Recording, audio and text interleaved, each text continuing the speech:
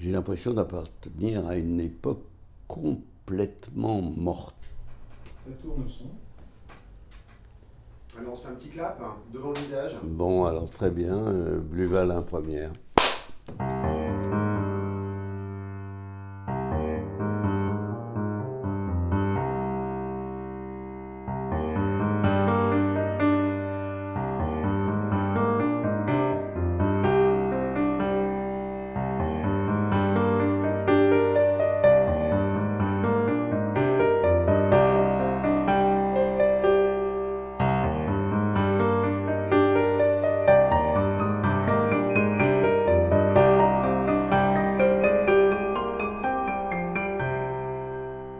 J'ai l'impression que j'ai vraiment vécu, moi, une époque, déjà avant la guerre, parce que j'ai quand même vécu avant la guerre de 39, hein, et j'étais très conscient de ce qui se passait.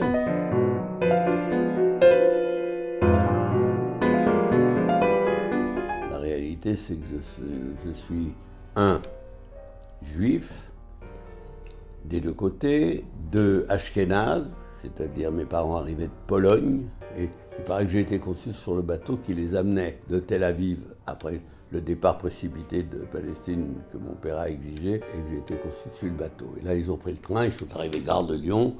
Ma mère m'a dit, on a débarqué, on a entendu les chanteurs de rue, on a vu la Bastille au bout de leur sortant, on a été vampés, et ils sont restés vampés par la France jusqu'à leur mort.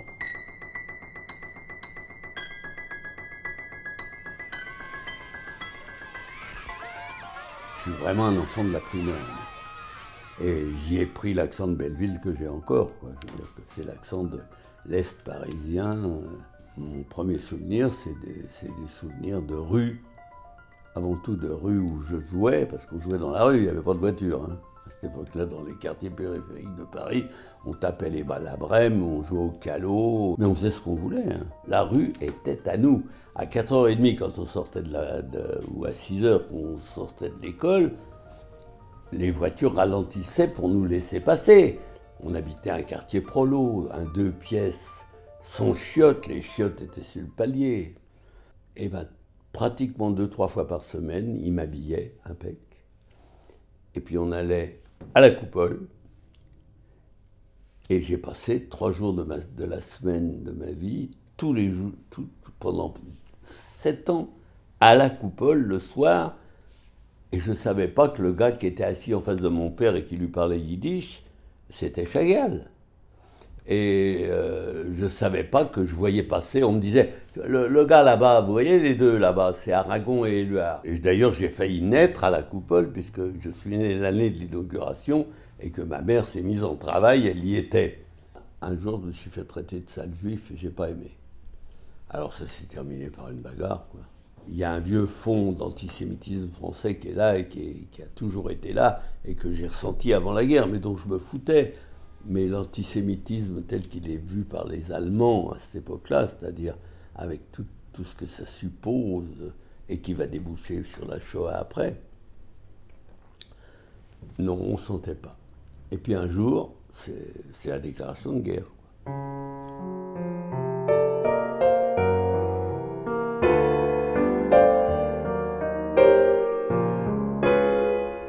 Qui suis-je? Je suis un môme de 19 ans, 20 ans, qui n'a qu'un souci, mais profond, c'est d'oublier qu'il est juif. Là, voilà la rue du Docteur Goujon où j'ai passé entre 12 et 20 ans, j'ai vécu ici au 19, qui est là. Et là, il y avait un cinéma. Là où il y a marqué By my car, rive droite, c'était le Royer Palace. J'y ai vu Blanche-Neige et les Sept Nains, j'y ai vu La Grande Illusion. On jouait au film américain dans les rues. Mais je ne savais pas ce qu'était un metteur en scène et je m'en foutais totalement. On voyait des films et aux places à 1,50 francs en bouffant des pochettes surprises, quoi, comme on disait. On découvre le cinéma mis en scène.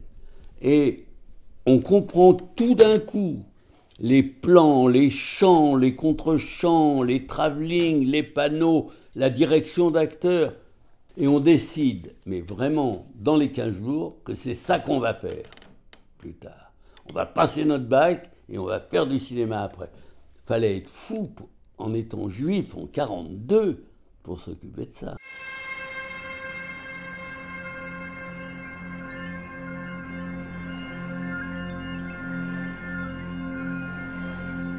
Et 2 jours après, je passe mon bac.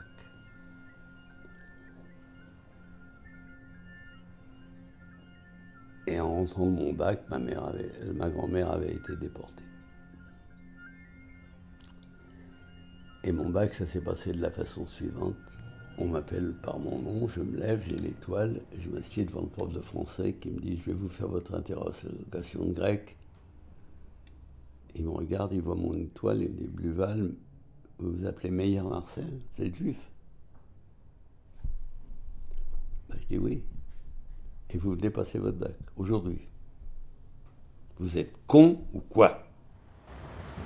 Et là, il y avait un stade, et devant ce stade, il y a le 81 boulevard Poniatowski, tu vas t'y arrêter 2 secondes si tu veux bien, où j'ai passé 26 mois sans sortir, pendant la guerre, camouflé par le prof de piano de ma mère, qui était une femme d'extrême droite, qui lisait l'Écho de Paris, mais qui a sauvé des juifs.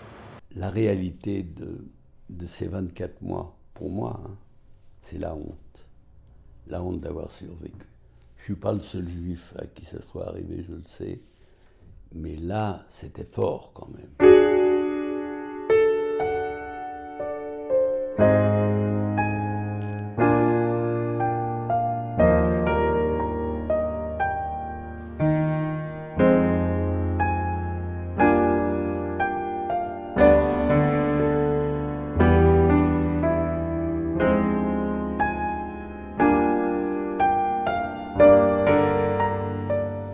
Paris, à la semaine de la Libération, ça a été extraordinaire. Et moi, j'avais juré, je m'étais juré que j'irais, dès que je descendrais, prendre mes inscriptions à la seule école de cinéma qui existait en France, qui était Vaugirard pour les caméramens. J'ai été à pied, les métros n'existaient plus, ils ne marchaient pas. J'ai été à pied jusqu'à Montparnasse, m'inscrire à Vaugirard. Et le 26 août, il y avait quelqu'un pour prendre les inscriptions. Ça, c'est la France. Bien qu'ayant vu la télévision en 1936 comme expérience au pavillon des PTT de l'exposition universelle, je ne savais pas ce que c'était que la télévision. Et en France, personne ne savait. Il y avait quoi, 1000 postes en France. Et à partir de là, je découvre la télévision naissante, qui commençait à faire des émissions dramatiques. Nous, gens de cinéma qui arrivions du cinéma et qui faisions de la télé, on avait envie que ça ressemble à du cinéma. Messieurs, permettez-moi de vous présenter Alexandre Mikhailovitch Glob, excellent camarade, que je vous prie d'honorer et d'aimer comme moi-même. Pendant entre 54 et 60, c'est-à-dire ça fait 6 ans, 6 x 6, 36, j'ai fait une quarantaine d'émissions par an, pas sur 6 ans, c'est-à-dire autant que un metteur en scène de cinéma fait dans l'ensemble de sa vie.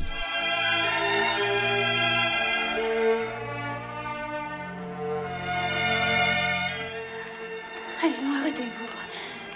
Vous êtes trop avide. Dès le début, comme moi j'arrivais du cinéma, mon problème ça a été de faire en le simplifiant, de faire du langage et de la grammaire cinématographique, bien sûr. Cela dit, ce qui se disait était purement théâtral. Donc il fallait faire semblant de faire du cinéma.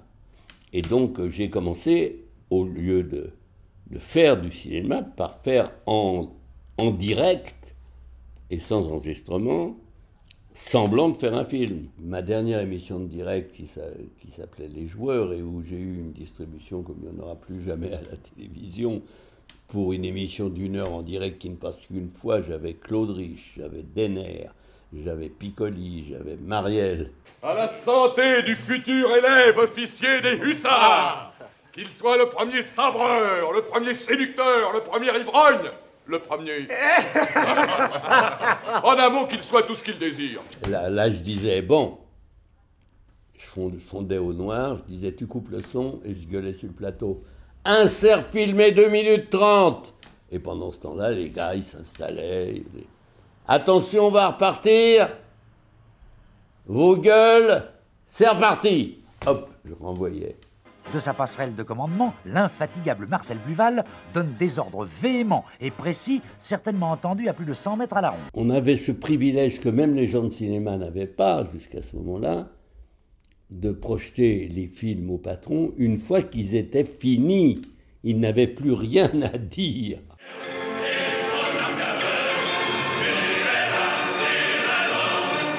De l'Échille à la télévision, ça faisait partie de la mission de la télé. On était déjà devenus les instits de la nation, quoi. Et on se voulait tel. Nous y voilà. Il en séparait d'un seul mot. Je m'en doutais. Je lui fais épouser la vieille. Ah, non, les amours de Monsieur Basile. Voyons ce que nous ferons de la jeune. Ah, ma femme, s'il vous plaît. Hein, quoi, qu'est-ce que c'est? La télévision était un moyen d'expression illégitime, disons. Le théâtre, c'était légitime, le cinéma, c'était légitime. La télévision, c'était pas légitime, c'était un moyen de diffusion qui empruntait à tous les autres moyens. Et nous étions en fiction des bâtards, quoi.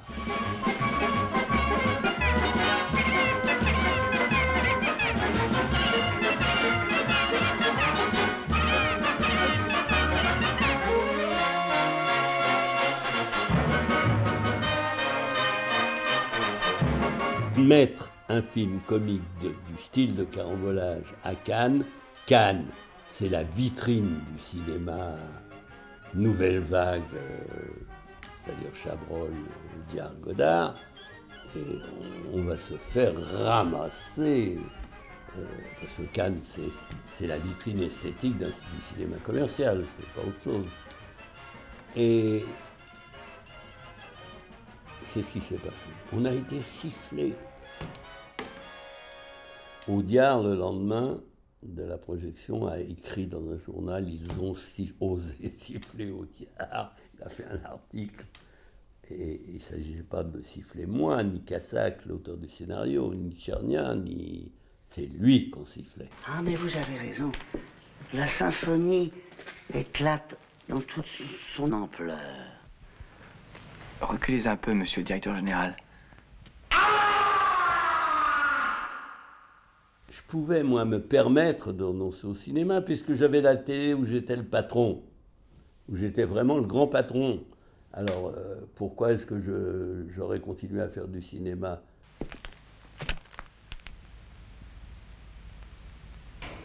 Attention, Martin! Martin! Paul! Mon petit Paulon! Je vous ai sauvé la vie! C'est admirable! C'est bouleversant! Ah, c'est loupé. Qu'est-ce que vous dites? Non, je divague. Et c'était en 63. En 65, j'ai fait Don Juan, ce qui m'a bien rattrapé. J'ai demandé à tourner Don Juan, non pas en décor reconstruit de studio, mais en décor naturel. Pourquoi ? Pour retrouver à la télévision cette chose admirable qui est la distance théâtrale. Moi, je décide de faire une version cinématographique, réelle, d'un classique français. Donc faire du cinéma, quoi, du vrai. Coupe! Tu vas m'en faire une deuxième où tu seras un peu plus lent. Parce que ça a tendance à aller vite. Beaucoup plus vite qu'en plan général, tu comprends? Ralentis-le. Oui, parce que c'est très drôle. C'est donc ça, c'est pas encore tout à fait. Non, comme vous étiez. C'est comme quand vous montiez au départ. Allez-y, top. Bon, on va d'abord régler ton entrée pour les pieds. C'est important. J'ai fait ce que j'ai voulu jusqu'au bout, mais en me battant de plus en plus difficilement, à partir du moment où je vieillissais d'ailleurs, pour arriver à le faire. De sorte qu'il y a eu un moment, il y a 13 ou 15 ans, pendant lesquels je n'ai pas fait de télé, j'ai fait que du théâtre. Et là, il y a toute mon enfance aussi, c'est le musée dit des colonies, où mon grand-père m'a emmené en 1931. J'étais juché sur ses épaules. Mais alors j'ai l'impression que, tu vois, en te parlant là, j'ai vraiment l'impression que je suis mort, parce que c'est tellement ancien.